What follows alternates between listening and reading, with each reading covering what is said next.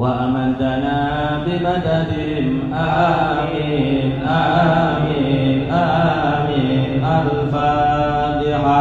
أعوذ بالله من الشيطان الرجيم. بسم الله الرحمن الرحيم. الحمد لله رب العالمين الرحمن الرحيم مالك يوم الدين. إياك نعبد وإياك نستعين. اهدنا الصراط المستقيم صراط الذين أنعمت عليهم غير المغضوب عليهم ولا الضالين. اللهم إنا نسألك رضاك والجنة ونعوذ بك من سخطك والنار. اللهم إنا نسألك رضاك والجنة ونعوذ بك من سخطك والنار. اللهم إنا نسألك رضاك والجنة ونعوذ بك من سخطك والنار. يا عالم السر منا لا تهتك ستر عنا وعافنا واعف عنا وكن لنا حيث كنا.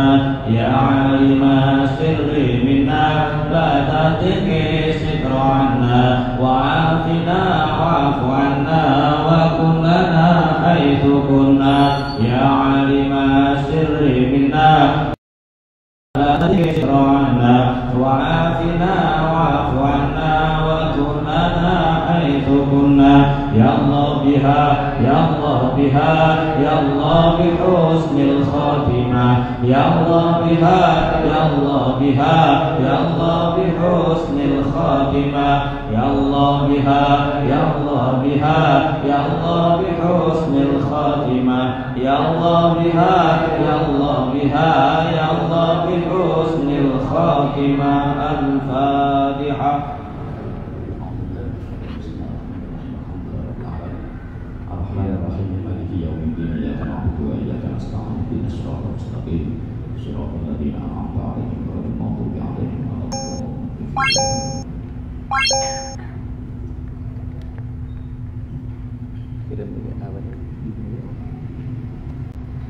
Saderenge ngaos monggo sareng-sareng diniati teng ati niat iktikaf nawaitul iktikaf taqarruban ila Allah. Diniati iktikaf mugi-mugi kula jenengan sedaya tansah saged paparep dhateng Allah Subhanahu wa taala. Winginane mandi-mandi yang disunahkan sampun dibahas napa dereng Mas? Mandi-mandi yang disunahkan sampun.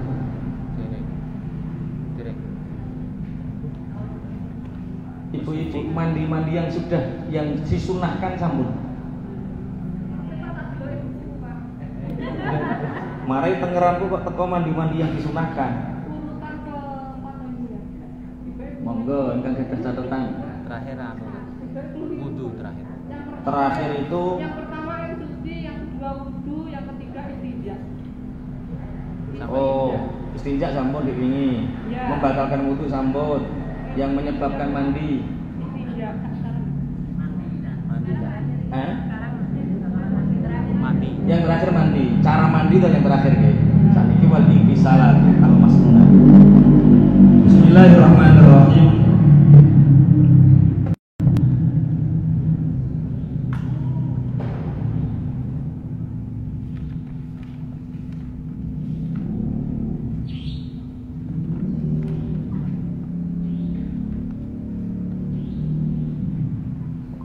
Wal iqtisalatu al-masnunatu sab'ata asyara huslan. Mandi-mandi yang disunahkan, mandi yang tidak wajib tapi hukumnya sunnah itu ada 17 mandi. Caranya mandi seperti mandi janabah, caranya mandi kados dene mandi janabah tapi hukumnya sunnah. Sing pertama inggih punika ghustul jum'ati. Yang pertama mandi karena akan mendatangi sholat Jumat. Rasulullah sallallahu alaihi wasallam dawuh man ata minkumul jumu'ata falyaghtasil. Rawahu Muslim. Barang siapa yang akan melaksanakan sholat Jumat maka hendaklah dia mandi. Di mazhab 4 ini ada sebagian yang berpendapat mandi Jumat hukumnya wajib. Didasarkan pada hadis ghusl Jum'ati wajibun ala kulli muhtalimin. Rawahu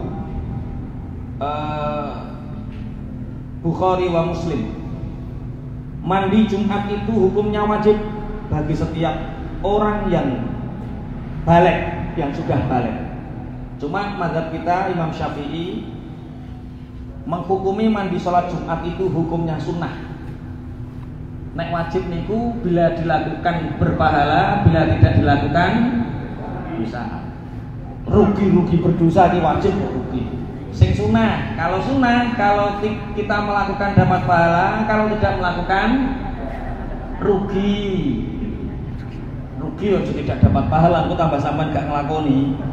Jadi kalau sunnah itu kalau kita melakukan dapat pahala, kalau tidak melakukan berarti rugi. Lah, mandi Jumat itu hukumnya sunnah. Sunnahnya bagi siapa? Sunnahnya bagi orang yang akan melaksanakan sholat Jumat. Jadi sing kula jenengan sedaya kewajiban sholat Jumat niku disunnahne adus Jumat. Mulai kapan? Mulai nisful lail, pertengahan malam sampai mendekati sholat Jumat. Semakin kesini hukumnya semakin sunnah. Jadi umpama Jumatan berangkat jam 11, mandinya jam 11 kurang seperempat, itu semakin sunnah. Seandainya muta berkali-kali nggih mboten napa-napa, tetep hukumnya apa? Sunnah. Jam 12 adus, jam 3 adus, jam 5 adus, jam 7 adus, jam 10 adus sampai mangkat adus malih nggih mboten napa-napa. Kemudian innama yustahabu liman yahdur al-jum'ah. Sesungguhnya mandi Jumat itu disunahkan bagi orang yang mendatangi sholat Jumat, wa sawa'un fi dzalika man tajibu 'ala jum'ah amla. Dan hukumnya sama baik itu orang itu wajib melakukan sholat Jumat ataupun tidak. Siapa yang tidak melakukan sholat wajib sholat Jumat? Perempuan, anak-anak. Bagi perempuan dan anak-anak dia tidak wajib untuk melaksanakan sholat Jumat. Tapi mandi sholat Jumat tetap dihukumi boleh atau dihukumi apa? Sunnah. Boleh. Bismillahirrahmanirrahim. Karena Rasulullah sallallahu alaihi wasallam wa alihi yaghtasilu yaumal fitri wa yaumal adha. Yang kedua, setelah mandi sholat Jumat wal idaini dan sholat hari raya Idul Fitri dan Idul Adha. Rasulullah dan para keluarganya itu kalau mau melaksanakan sholat id baik Idul Fitri atau Idul Adha, Rasulullah dan para keluarganya itu mandi dulu. Jenengan biasanya yang sholat riyoyo di hadis napa mboten? Wajib mandi. Mboten wajib nggih, hukumnya tetap napa? Sunnah. Tapi dimenke. Keranten li anal maqsuda minal ghusli qad qurra'ihan al-karihah. Tujuan dari mandi ini ada hikmah yang besar, yaitu disunahkannya mandi ini karena kita akan berkumpul dengan banyak orang. Kalau kita berkumpul dengan banyak orang, otomatis dikhawatirkan bau keringat kita dicium oleh orang di sekeliling kita. Makanya kita jangan sampai jejer wong terus ambune pinggire plepeken. Apa nek sampai semaput bareng. Kok semaput ngopo le alah ora betah. Makanya ini jangan sampai terjadi. Maka setiap perkumpulan baik sholat Jumat atau sholat Idul Adha atau sholat Idul Fitri atau sholat Jumat itu hukumnya apa? Idul Fitri Idul Adha hukumnya apa? Sunnah. Bismillahirrahmanirrahim. Wal istisqai. Bahkan dalam hadis yang lain, buatlah junub suamimu sebelum berangkat sholat Jumat. Ghusl Jum'ati wajibun ala kulli muhtalimin. Dalam hadis yang lain adalah buatlah junub suamimu sebelum berangkat sholat Jumat. Jadi ibu jenengan gadah kesunahan bojone saurunge mlebu berangkat sholat Jumat, lebokno kamar dhisik piye carane junub. Ben oleh ganjaran loro. Siji, adus wajib, nomor loro adus Jumat. Berangkat. Wah, pahalanya luar biasa. Jenengan dereng nate nglampahi ngoten niku nggih? Wah, alah sesuk. Jumat bojomu sampai mangkat salat Jumat lebokno kamar dhisik.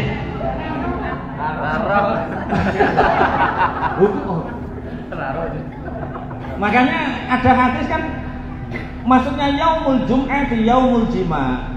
Hari Jumat itu hari berkumpul. Satu hari berkumpul itu dalam konteks hari di mana kita akan berkumpul dengan banyak orang, sunnah mandi. Dalam konteks yang kedua, seorang istri juga disunahkan ketika suaminya sebelum berangkat sholat Jumat buat junub dulu. Lah, kapan waktunya membuat junub suami? Yo sak kobre sampean. Oh anake ndang jek melek terus ora iso. Wis sak kobre. Mbok anake kon tuku jajan dhisik nyong ning 15.000 udah gagi rono. Iki wae bapakmu Jumatan iki. Itu sunah ya, hukumnya apa? Sunah. Mulane padha ngaji padha penake. Dadi sesuk bapake kan paham. Lho iya. Kan hari Jumat. Pun mandi sholat Jumat, mandi Idul Fitri, mandi Idul Adha. Wal istisqai, dan mandi hukumnya sunnah ketika kita akan melaksanakan sholat istisqa. Sholat karena kita meminta hujan. Makanya setiap pertemuan itu hukumnya sunnah mandi. Apa kumpul wong akeh sunnah mandi. Supaya awake iki ora dicap nggondo ambu sing ora enak. Soalnya biasanya wong niku menungso duwe watek Bapak Ibu, watek nopo? Tawar karo keringete dhewe, ora tawar karo keringete wong. Ambu kelek niku nek nggone dhewe sedep Pak, sedengan. Ngenangen iki sedengan. Tapi nek wong liya gak tawar. Kok mabuk.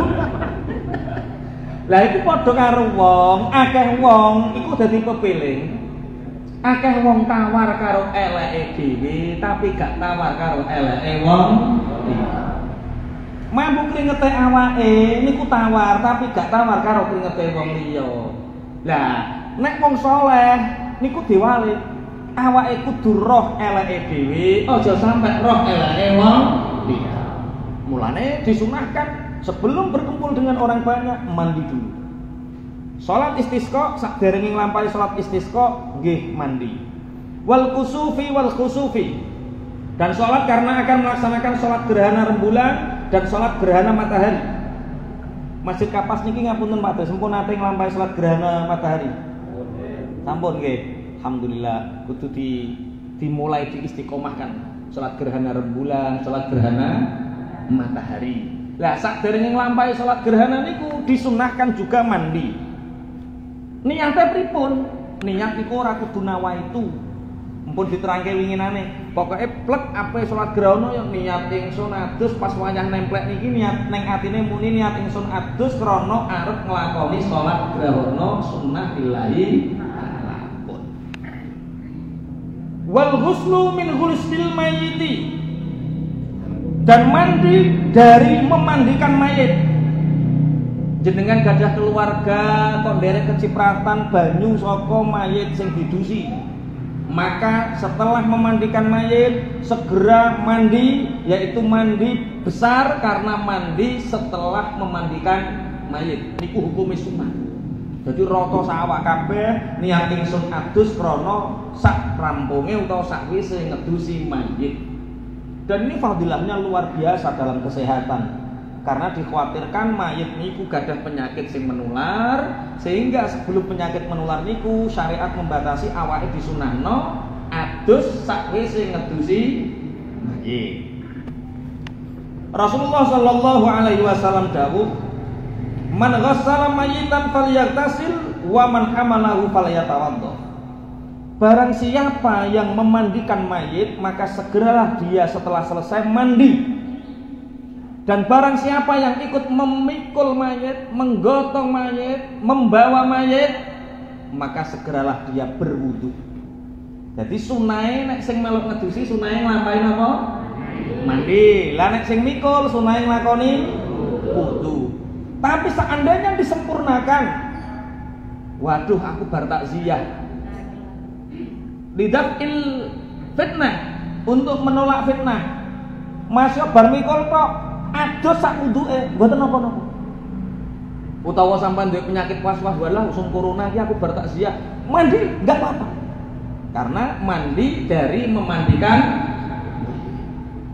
Dari sini mungkin ada pertanyaan tentang mandi-mandi yang disunahkan. Ngeten iki nate nglampahi napa dereng? Bakdo ngedusi terus adus, bakdo mikul terus wudu pun nglampahi. Dereng, ora tau mikul kok nglakoni. mingkul dhisik lagi nglakoni. Pun kula lajengaken. Wal ghuslu wal kafiru idza aslama. Dan mandinya orang kafir ketika masuk Islam.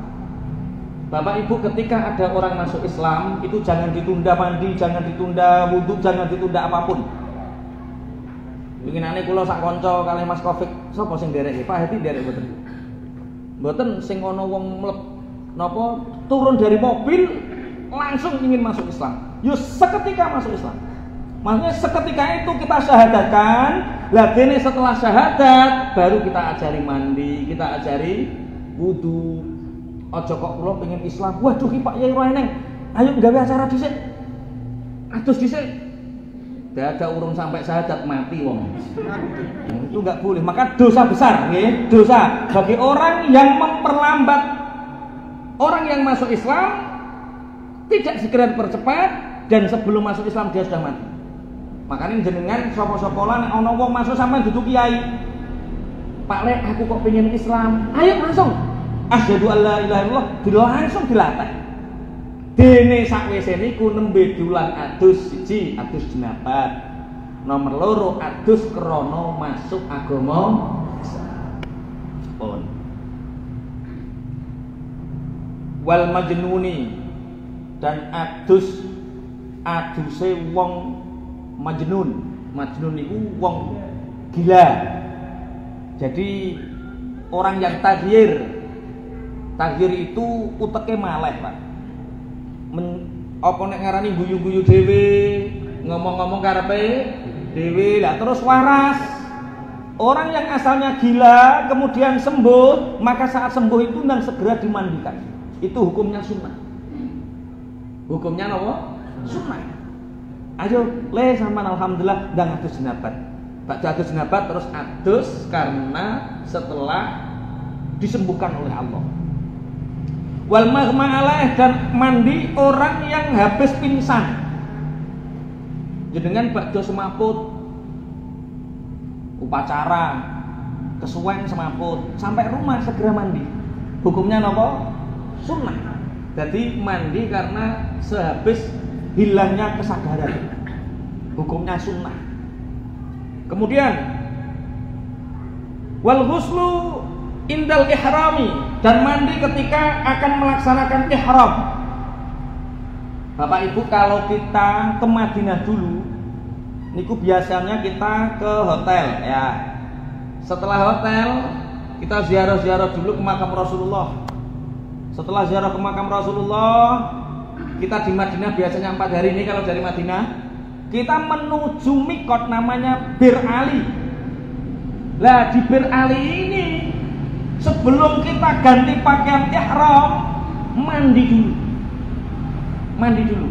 Nanti ketika kita haji, kalau haji tidak dari Madinah tapi langsung dari Jeddah ke Ji'rana, ke mikot ini, sebelum kita berganti pakaian ihram, maka mandi dulu. Ya Allah, niat ingsun adus krana arep nglakoni ihram lillahi ta'ala. Niku hukume sunnah. Antrine kaya ngono ya, wis ora usah langsung kene. Langsung. Hukumnya sunnah, rugi sekali. Jadi memahami sunnah sakniki pun mulai dirubah nggih. Memahami sunnah itu kalau kita tidak melakukan anggap rugi banget. Sunnah adalah ketika kita melakukan dapat pahala, ketika ditinggalkan rugi banget. Marahnya Pak Teres, ketika sunnah tidak dilakukan tidak dapat pahala. Halah sunnah ayo. Ojo muni sunnah ae. Kalau kita tidak melakukan kita rugi banget. Ya, semoga nanti kita bisa melaksanakan mandi semua ketika akan ihram. Allahumma amin. Adus sok sama niling-niling pelajaran iki. Kira sing dulangno kae iki walah ape ganti pakaian ihram cah. Adus. Setelahnya walidukhuli Makkah, dan mandi karena akan masuk kota Mekah. Bapak Ibu, kalau kita nanti kita umroh, ini insya Allah umroh sudah dibuka, dan khusus tahun 2022 ini Biasanya Arab Saudi itu kalau setelah Syawal itu khusus untuk orang Arab Saudi sendiri yang umroh karena persiapan haji. Tapi tahun ini istimewa, kita di seluruh dunia diperbolehkan umroh walaupun setelah hari raya tahun ini. Nah, biasanya kalau kita dari Jeddah turun nih dari pesawat, loh, kita nanti naik bis ono plang Makkah.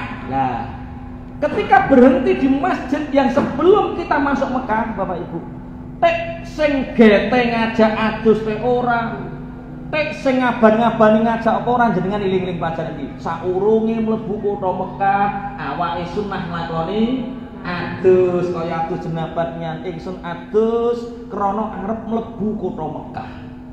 Mugi-mugi benjing saged sedaya Allahumma amin. Kemudian walil wukufi bi Arafah, dan mandi karena akan wukuf di Arafah.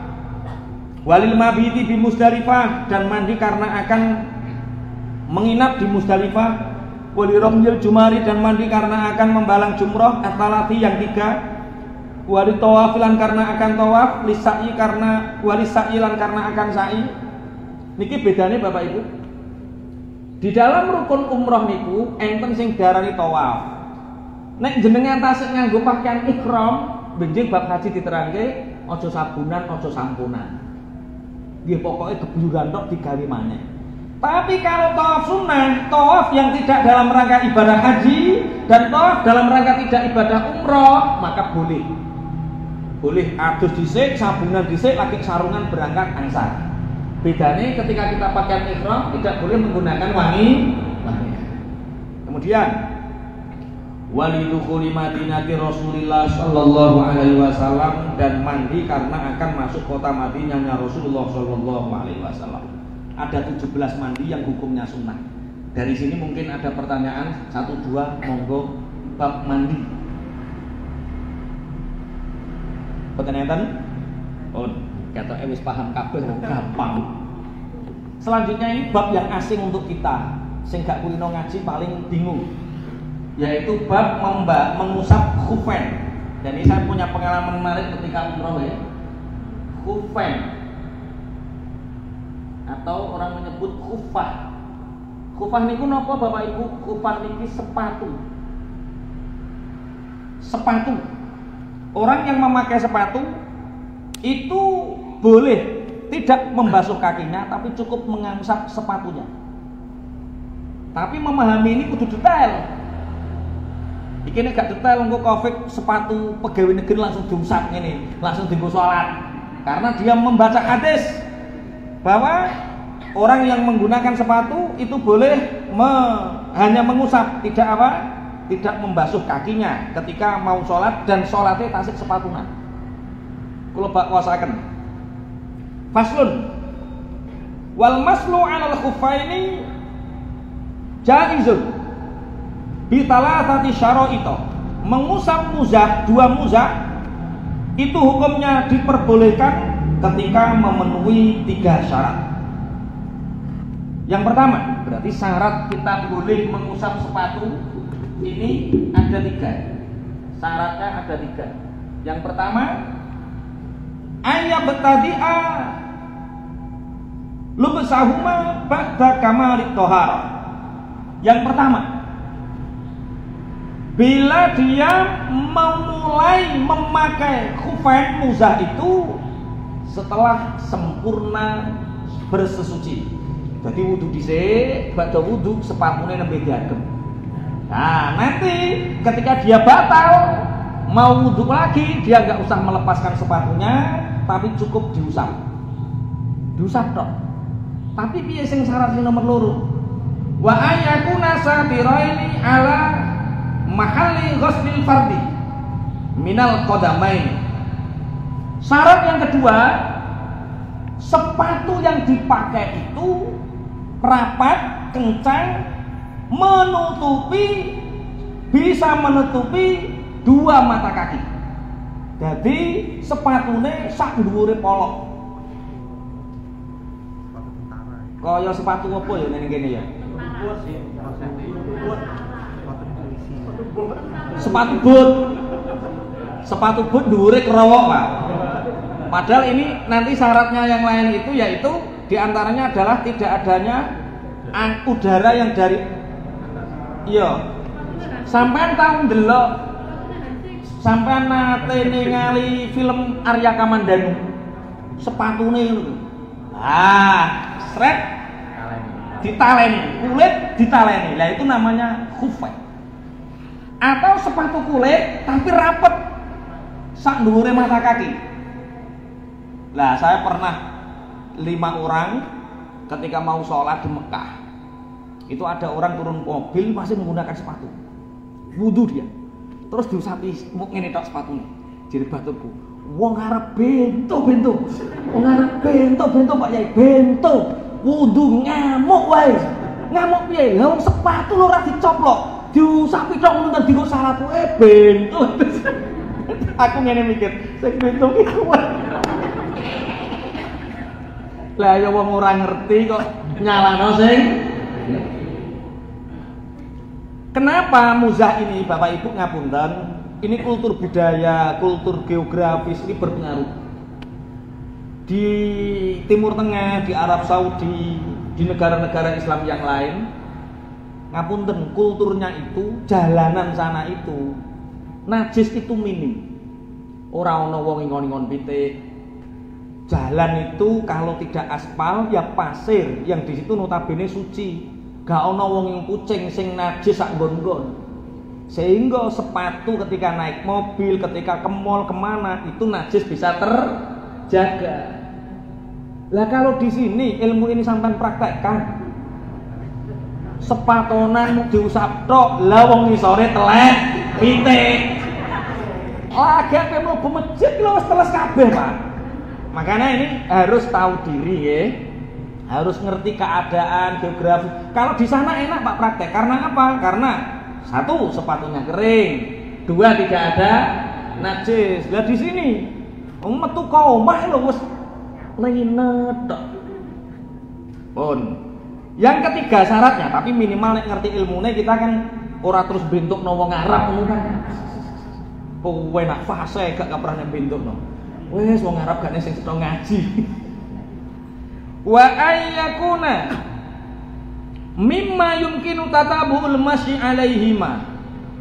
Syarat yang ketiga adalah sepatu yang dipakai itu memungkinkan untuk bisa digunakan jalan dalam waktu yang lama.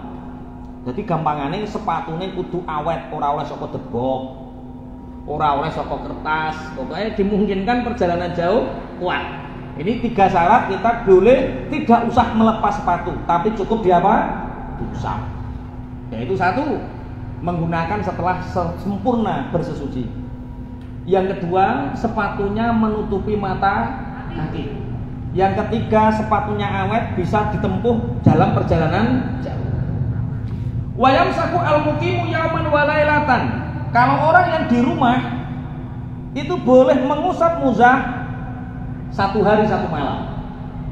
Jadi misalnya jenengan omahe pinggir masjid, kira-kira mbacik masjid iku wis ora ngarah najis. Terus sampean awang-awangan nyopot sepatu, terus ketika wudu dipakai sepatunya, kemudian digunakan, kemudian ketika cukup diusap, itu diperbolehkan. Waktunya 1 hari 1 malam. Bar sehari semalam kudu dicopot nek. Engko sepatonan. Iki Mas ki mojo praktek nang maratuwamu gawok. Iki kok bar ngaji kok kapas kok sepatonan. Salat sepatonan ning jeding sepatonan. Tambah ditambahno suwe-suwe. Ini berkaitan dengan apa? Geografis. Kalau di luar sana kita nggak pakai sepatu nggak kuat, Pak. Kalau di sini justru nek sepatonan ora kuat. Di sini tuh nyaman nggak sepatonan, perkara udarane enak. Pun wal musafiru thalathata ayyamin bilayalihinna. Bagi orang musafir diperbolehkan mengusap muzah itu sampai 3 hari 3 malam. Kemudian dimulainya kapan? Waqtida'ul muddati min hini yudhitu ba'da lubsil khuffain. Dimulainya hitungan sehari semalam atau 3 hari 3 malam itu dimulai dari waktu dia hadas pertama. Jadi misalnya jenengan nganggo sepatune jam 7 isuk. Kemudian jam 7 isuk terus sampai ngusap sampai zuhur. Zuhur urung batal, dadak sampai jam 2 lagi batal. Maka hitungan 1 hari 1 malam itu dimulai dari waktu jam 2 ini. Paham ya? Oh, iki ora paham ya ora apa-apa, kira-kira paling ora apa lakone. Nggih, kok sing paham-paham dicepetno ae. Fa in masaka fil hadari tsumma safara aw masaka fis safari tsumma aqama atamma masamu kimin.